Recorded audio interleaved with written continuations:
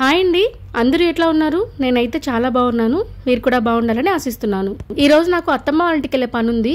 దానికోసం ప్రిక్కి కూడా చాలా ఫాస్ట్ గా క్యారేజ్ అయితే రెడీ చేసేసాను.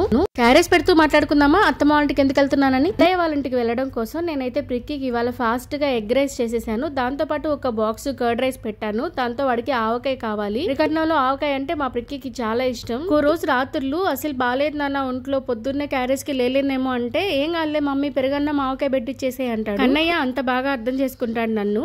ఇంకా వాడు హెల్దీగా ఉండడం కోసం హెల్దీ స్నాక్స్ అయితే ఖచ్చితంగా నేను ప్రతిరోజు పంపిస్తాను. వాళ్ళు హెల్దీగా ఉంటేనే కదా మనం హ్యాపీగా ఉంటాం. సరే మరి ఇంతకీ పెద్ద కోడలు బాధ్యతలు అని ఏదేదో అన్నారు అంటారా? అవునండి, పెద్ద కోడలు అంటే బాధ్యతలు, ఖచ్చితంగా బాధ్యతలే. నేను ఇక్కడ ఎవరి గురించో చెప్పడానికి రాలేదు, నా గురించి నేనే చెప్పుకోవడానికి వచ్చాను. ఎందుకంటే మా అత్తగారి ఇంట్లో నేను పెద్ద కోడలిని కాబట్టి బాధ్యతల గురించి బంధాల గురించి గత 13 ఏళ్లుగా తెలుసుకుంటూ వచ్చాను కాబట్టి నాకు తెలిసిన కొన్ని మీతో పంచుకోవాలి అనుకున్నాను. ఇంతకీ విషయం ఏంటంటే అత్తయ్య వాళ్ళు ఇల్లు కడుతున్నారు. దానికి గుమ్మం పెట్టడానికి అత్తయ్య నాకు కాల్ చేసి అమ్మ నువ్వే రావాలి, నువ్వే పెట్టాలి, నువ్వు పెడితేనే నాకు హ్యాపీ అనేసి అడిగారనమాట. ఈ రోజుల్లో కూడా ఇలాంటి అత్తలు ఉన్నారా అనుకోకండి. అలాంటి అత్తలు ఉన్నారంటే ఇలాంటి కోడలు ఉన్నారు కాబట్టే, మనం ఉండేదాన్ని బట్టే ఎదుటి వాళ్ళు కూడా ఉంటారనేది మనం గమనించాలి. ఆరాభంగా పెరిగిన నేను అత్తగారింటికి వచ్చాక అమ్మని చాలా మిస్ అయ్యేదాన్ని.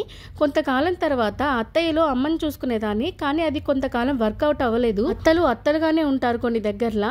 ఆ టైంలో మా అత్తయ్య కూడా అలాగే ఉండేవాళ్ళు. నేను ఏమాత్రం తగ్గకుండా నా పక్క నుంచి ప్రేమనే ఇవ్వడం స్టార్ట్ చేశాను. కొన్నాళ్ళకి అది ఏమైందంటే మా అత్తయ్య కూడా నన్ను మా అమ్మ కన్నా ఎక్కువగా చూసుకోవడం స్టార్ట్ చేశారు. చూసారా, నేనేమిచ్చానో నాకు అదే తిరిగి వచ్చింది. కాకపోతే కాసింత ఓపిక సహనం ఉండాలి. ఇంకా బాధ్యతల విషయానికి వస్తే అత్తయ్యకి సరిగా ఒంట్లో బాగుండట్లేదని నవీన్ బాధ్యత నేనే తీసుకున్నాను. మీరు దీనికి ముందు వీడియో చూసినట్లయితే నవీన్ ఎవరు, నేను తీసుకున్న బాధ్యత ఏంటి అనేది క్లియర్ గా అర్థమవుతుంది. ఖచ్చితంగా ఆ వీడియోని కూడా చూసేయండి, కింద డిస్క్రిప్షన్ లో లింక్ ఇస్తాను. అత్తయ్య అంటుంటారు ఈ రోజుల్లో ఎవరమ్మా మర్దుల బాధ్యతలను కూడా తీసుకునేది అనేసి. నేనైతే తనని మర్దిలా చూడలేదు, మా తమ్ముడు కన్నా ఎక్కువగా చూశాను. ఎందుకంటే మా వారికి వాళ్ళ తమ్ముళ్ళంటే చాలా ఇష్టం. మనం ప్రేమించింది మన భర్తనే కాదు, మన భర్తతో పాటు తన కుటుంబాన్ని కూడా ప్రేమించాలి. అప్పుడే అతను హ్యాపీగా ఉంటాడు, మనం కూడా హ్యాపీగా ఉంటాము. అలాగే మనకు కూడా కొండంత రెస్పెక్ట్ వస్తుంది. దాంతో పాటు మా ఇంట్లో ఏ పెద్ద విషయం జరిగినా సరే ఖచ్చితంగా అది నా ఇష్టంతోనే జరుగుతుంది. అది నేనేదో కమాండ్ చేసో లేకపోతే వాళ్ళని బెదిరించో చేసేది కాదు. వాళ్ళ ఇష్టంతో ముందు నా ఇష్టాన్ని కనుక్కుంటారు. ఆ తర్వాతే వాళ్ళు ఏం చేయాలనుకున్నారో అది చేస్తారు. ఈ విషయంలో నేను చాలా బ్లెస్డ్ అని చాలా ఫీల్ అవుతుంటాను. బయట నుంచి వచ్చిన నేను అత్తయ్య ఫ్యామిలీని ఇంతలా ఇష్టపడడానికి ఒక పెద్ద కారణమే ఉంది. ఏంటంటే చిన్నప్పటి నుంచి నేను ఇంట్రోవర్ట్ ని, చాలా లోన్లీగా పెరిగాను. అమ్మ నానమ్మ వాళ్ళు టిఫిన్ షాప్ లో చాలా బిజీగా ఉండేవాళ్ళు. నాన్న వర్క్ పని మీద బయటకు వెళ్ళిపోయేవాడు. అలాంటి నాకు అత్తయ్య వాళ్ళ ఇంటికి వచ్చాక అత్తయ్య వంట పని చేస్తుంటే మావయ్య కూరగాయలు కోసివ్వడం, షన్ను వాళ్ళు ఇంకా వాళ్ళ తమ్ముళ్ళు పాటలు పెట్టుకొని హ్యాపీగా జాలీగా మాట్లాడుకోవడం భలే అనిపించేది. అలా ఇష్టంతో ఈ ఫ్యామిలీలో కలిసిపోయాను. నాకంటూ పెద్ద కోడలో ఒక మంచి గుర్తింపు ఉందని ప్రౌడ్ గా ఫీల్ అవుతాను. ఇంకా ఇంటికి ఏదైనా కష్టం వస్తే కూడా నాకే వచ్చినట్లు ఫీల్ అయ్యి ఎక్కువగా ఆలోచించి దాన్ని ఎలాగైనా సాల్వ్ చేయాలని చెప్పి చూసేదాన్ని. ఎందుకంటే అది క్లియర్ అయ్యేంత వరకు ఇంట్లో ఎవరి ముఖంలోనూ నవ్వుండేది కాదు. దానికోసం అనేసి నేను ఎలాగైనా సాల్వ్ చేయడానికి ట్రై చేసి వీలైనంత వరకు, నాకు సాధ్యమైనంత వరకు నేను చేసేసేదాన్ని. అలా మా వారికి నా మీద నమ్మకం కూడా పెరిగింది. ఏ సిచ్యువేషన్ అయినా నేను హ్యాండిల్ చేయగలుగుతాను అనేసి. కోడలుగా మంచి పేరు తెచ్చుకోవడం ఆషామాషి విషయం కాదు. ఎందుకంటే మనం ఇంట్లో గారభంగా పెరిగి ఇక్కడికి వచ్చాక అన్ని మనకి నచ్చినట్లు ఉండాలని అనుకుంటాము. కానీ ఇక్కడ అలా ఉండవు. మనమే అన్నిటికీ సర్దుకుపోయి అర్థం చేసుకోవాలి. పరిస్థితుల్ని మనకి తగ్గట్టుగా మార్చుకోవాలి. అలా కొత్త వారు మనకి నచ్చినట్లుగా ఉండాలి అంటే ముందు మనం వారికి నచ్చినట్లుగా ఉండాలనేది గుర్తుంచుకోవాలి.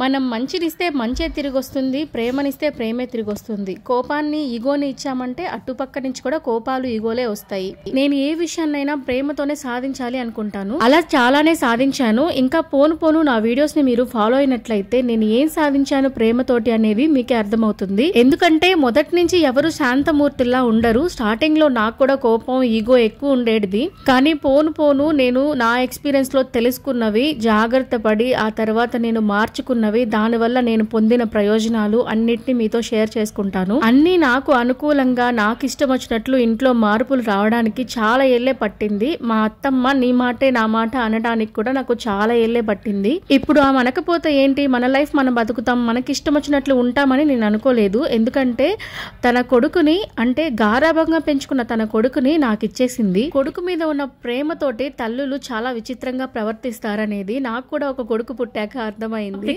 నాకన్నా కాస్త ఎక్కువగా వాళ్ళ నానమ్మని ఇష్టపడుతుంటేనే నేను కాస్త అసూయగా ఫీల్ అవుతాను. ఇంత చిన్న విషయానికే నేను అలా ఆలోచించినప్పుడు తన కొడుకుని నాకు ఇచ్చేసి తన బాగోగులన్నింటినీ నన్నే చూసుకోమని చెప్పి నాకు బాధ్యతను అప్పచెప్పినప్పుడు ఆవిడ అలా స్ట్రిక్ట్ గా ఉండడంలో తప్పేంటి అనిపించింది. అది నేను అర్థం చేసుకోవడానికి చాలా ఏళ్లే పట్టింది. అలా అని ఇదంతా సాధించడానికి నేను ఏదో ప్లాన్డ్ గా ప్రిపేర్డ్ గా ఏమీ లేను. నా మనసుకు నచ్చి అందరినీ ప్రేమగా చూసుకుంటూ బాధ్యతగా ఉండేదాన్ని. అదే వాళ్ళందరికీ నాలో నచ్చింది. కొన్ని సందర్భాల్లో కోపం వచ్చినా సర్ది చెప్పుకునేదాన్ని, వెంటనే రియాక్ట్ అయ్యేదాన్ని కాదు. ఆ తర్వాత రియాక్ట్ అయ్యుంటే ఏమైండేదో అని బాధపడేదాన్ని. ఎందుకంటే ఆ తర్వాత నాకు అసలు కోపమే ఉండేది కాదు. చాలా మంది కోపం రాగానే వెంటనే రియాక్ట్ అయిపోతారు. ఆ కోపంలో ఏదంటే అది మాట్లాడేస్తారు. మాటలు మళ్ళీ వెనక్కి తీసుకోలేం కదా, అందుకే కాస్త ఆగి ఆలోచించి ప్రవర్తించాలి. ఇంకా అత్తయ్య వాళ్ళ ఇంటి దగ్గర పనులు పూర్తయ్యాక ఇంటికి వచ్చి చకచక పనులన్నీ పూర్తి చేసుకున్నాను. ఎందుకంటే ప్రిక్కి స్కూల్ నుంచి వచ్చే టైం అయిపోయింది. వాడి కోసం ఇంకా పాలు అవి కాసేసి ఇంకా ఎగ్స్ కూడా ఉడికించేశాను. పాప కూడా పడుకుంది, లేచే టైం అయింది. ఇద్దరి కోసం స్నాక్స్ అయితే రెడీ చేసేసాను. పాలు ప్యాకెట్వి వాడుతున్నారా అనేసి కామెంట్ చేయొద్దు, ఎందుకంటే మాకు బర్రె పాలు కానీ ఆవు పాలు కానీ ఇక్కడ దొరకడం చాలా కష్టం. ఇంకా ఎగ్స్ అయితే పిల్లలు బాయిల్ చేసి తిని బోర్ కొట్టేసిందని చెప్పేసి ఒక 1 వీక్ ఇలా కట్ చేసి జస్ట్ అలా ఉప్పు కారం స్ప్రింకిల్ చేసి కొద్దిగా ఆయిల్ లో వేయించి ఇచ్చేస్తాను. ఇష్టంగా తినేస్తారు ఎగ్స్ ని కూడా. మనకి ఎన్ని పనులు ఉన్నా పిల్లలతో ఇలా క్వాలిటీ టైం అనేది ఖచ్చితంగా గడపాలి. పిల్లలతో పేరెంట్స్ ఎక్కువగా టైం స్పెండ్ చేయడం వల్ల పిల్లలకి కాన్ఫిడెన్స్ అనేది పెరుగుతుంది. వీడియోలోని కంటెంట్ మీకు నచ్చినట్లయితే ఖచ్చితంగా లైక్ చేయండి. ఇంకా ఇలాంటి వీడియోస్ కావాలి అనుకుంటే ఖచ్చితంగా కామెంట్ కూడా చేయండి. అలాగే ఛానల్ ని సబ్స్క్రైబ్ చేయండి.